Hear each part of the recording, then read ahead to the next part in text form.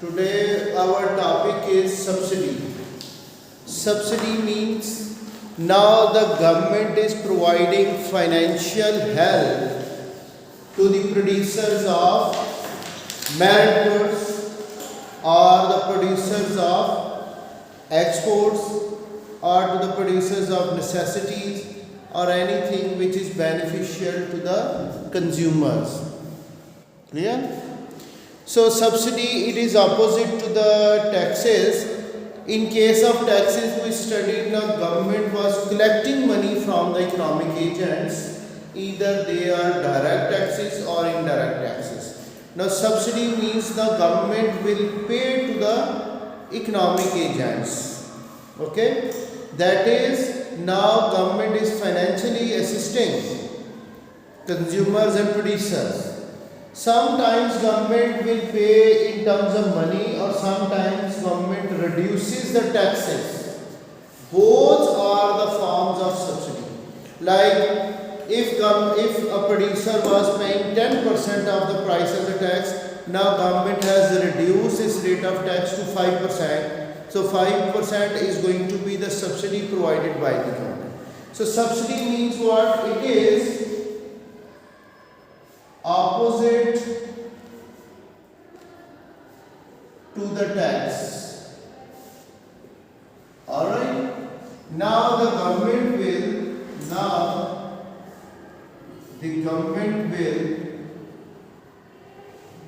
provide financial assistance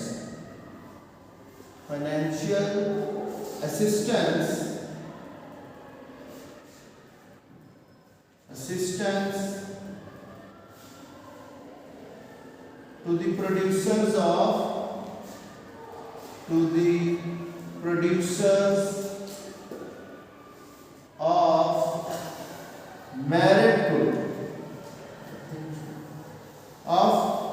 merit goods to improve allocative efficiency in the market. Allocative efficiency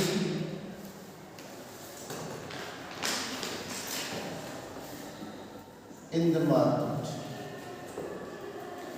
So why government is providing a subsidy to the producers of merit goods or to the producers of exports? When government is subsidizing the exports, the aim of government is to bring in foreign exchange to the country, because our exports will become more competitive in international markets. So as a result, if foreigners are buying more of our goods, so they will be able to send us more foreign exchange, or our exports will bring us the foreign exchange which will solve our problem of balance of payment deficit, and a country need not to borrow money from IMF or other lending consortiums. So right now the subsidy is provided to the producers of merit goods, exporters, sometimes to the production of public goods or the necessities. Now what are the different types of subsidies? Types of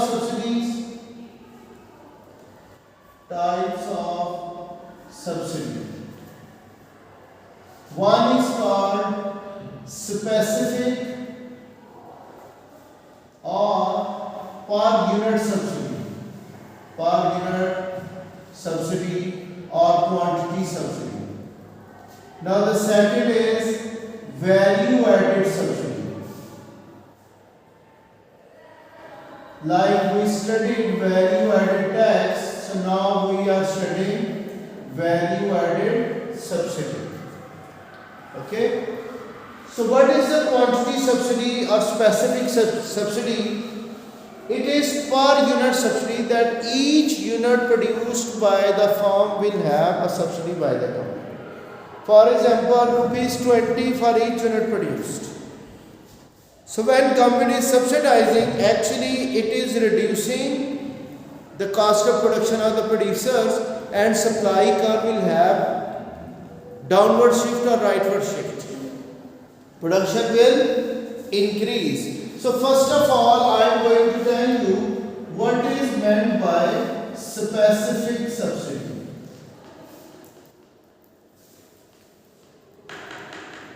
Now it is per unit subsidy when it is provided the per unit cost of production, it is provided on each unit produced. ठीक है ना? It will reduce the per unit cost of production. What does it reduce? Per unit cost of production, and it causes the supply curve to shift downward. Okay, I am drawing the supply over here. This is the supply curve before the subsidy. When a subsidy is provided, it will have a parallel downward shift. What it is? A parallel downward shift. For example, this is the supply before the subsidy. Now this is the supply after the subsidy. It will shift rightward. The gap between these two supply curves, that is the amount of subsidy, and it is equal or same on each unit produced, because the gap is the constant one, so the amount of subsidy on each unit produced is same. So if I talk about value added subsidy, what do you mean by value added subsidy? Like value added tax we studied. What is value added subsidy? It is now the percentage of price of the product. In case of quantity subsidy, that was on output produced, that each extra unit produced will get a subsidy from the government. Here I say percentage of price, and here I take the subsidy. For example, 10% of price. Okay. Now if price is 100 rupees, how much is this amount of subsidy? 10 rupees. When price is 200, how much is the subsidy? Rupees 20. So when price is 1000, how much is the subsidy now? 100. So you see over here, as price is increasing, the amount of subsidy is also increasing. The rate of subsidy remains same. So in this case, the supply curve will have non-parallel shift towards right. It is not a parallel shift. So first of all, we say this is the supply curve before the subsidy. When value added subsidy is provided, it is having a downward rotation. What it is? A downward rotation. When price is lower, this is the amount of subsidy, like 10 rupees. When price is increasing, the amount of subsidy will also increase. Followed? Like value added tax we studied, that was having leftward non-parallel rotation. So in this case it will have a rightward parallel, non-parallel rotation. And quantity subsidy, that is equally provided on each unit produced. This is on production, this is on price. Now I am going to have diagrammatic analysis of quantity subsidy and then value added subsidy. Should I erase from this side?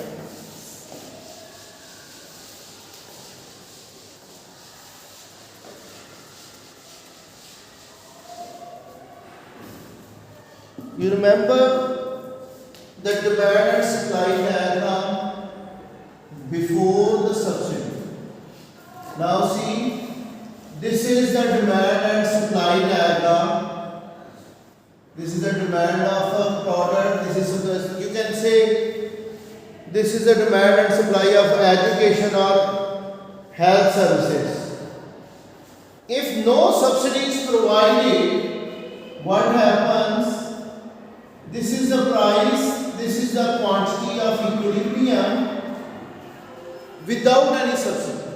Consumers are paying this price, sellers are receiving it, and this quantity is demanded and supplied in the market. But government wants to have more of it demanded in the market, so its price should be decreased. How government can decrease the price? So it is possible when the producers are subsidized.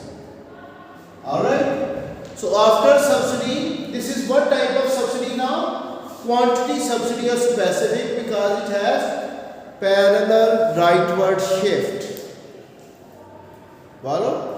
Now, this is before subsidy equilibrium. So after subsidy equilibrium is E2. Clear? A new equilibrium is formed where production has increased. Production of merit goods that has increased. Now keep it in mind, this is the lower price P2 which is paid by the consumer. Although subsidy is provided to the producers, but he has decreased the price for the consumer. You can see this is the increase in quantity demand of the merit goods due to decrease in the price of this product. Consumers are going to increase the quantity demanded as its price has gone down due to the producer's subsidy. Now you see this area. This is the increase in consumer surplus, the welfare gain by the consumer. This is the welfare gain of the existing consumers. So if more quantity is there, this area is added to the social welfare. Okay? To whom we say the increase in consumer surplus or the consumer welfare has increased due to a subsidy. Now production has also been increased when a subsidy is provided. Producers say if they are producing Q2 quantity instead of Q1, their cost of production along the previous supply curve is this much. Okay? This is the gap between two supplies, is the amount of subsidy. Now the sellers or producers will receive this price P3 from the government. Subsidy was provided to the consumers. Some part of subsidy was going to the consumers, and now the sellers will say, if you are asking us to increase the supply along the curve, we have a higher cost than at Q1. So our cost, the government will pay them this price. Like in text we said, the seller would be receiving the lower price. Here the sellers are receiving an upper price. Alright. So can I say who is benefiting more due to this subsidy? In this case, we find that seller is having more increasing price than the decreasing price for the consumers. Why is this case?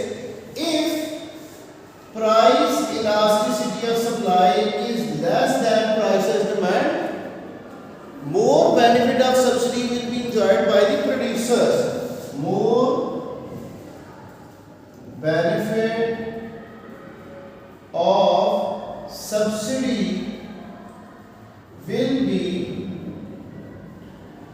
enjoyed by the producers.